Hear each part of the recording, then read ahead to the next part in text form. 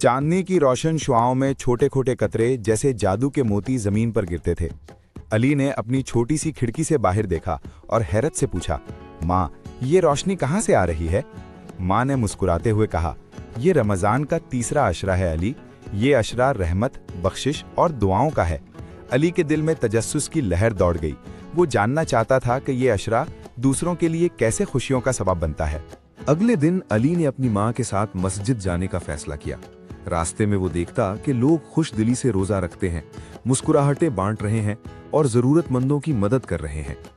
अली ने पूछा, माँ, हम भी कुछ अच्छा कर सकते हैं? माँ ने कहा, हाँ बेटा, तीसरा अशरा सबसे ज्यादा दुआ और नेकी के लिए मशहूर है। हम जरूरतमंद बच्चों के लिए खाने का इंतजाम कर सकते हैं।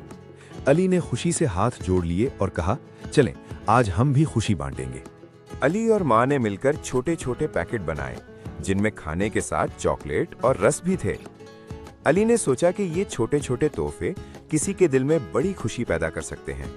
वो पैकेट मस्जिद के बाहर रखकर दुआ करने बैठ गया। अली ने दिल में कहा, या अल्लाह, सब बच्चों को खुशियां दे और उनके चेहरे पर मुस्कुराहट रख।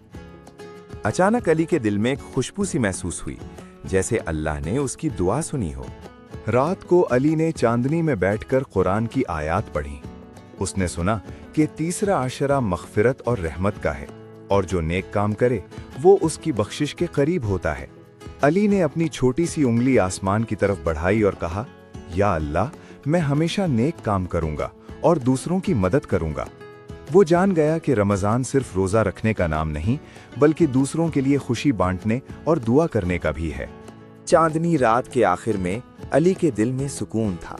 उसने सोचा कि एक छोटा सा नेक काम भी बहुत बड़ी खुशी ला सकता है। अली ने सीखा कि रमज़ान के तीसरे अशरा में दुआ और नेकी करना सबसे बड़ी खुशी है।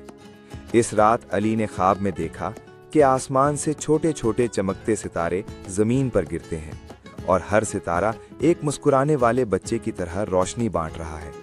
अली की माँ ने उसे गले से लगाया और कहा, बेटा, तेरी मेहनत और नेक नियति अल्लाह को बहुत पसंद आई है।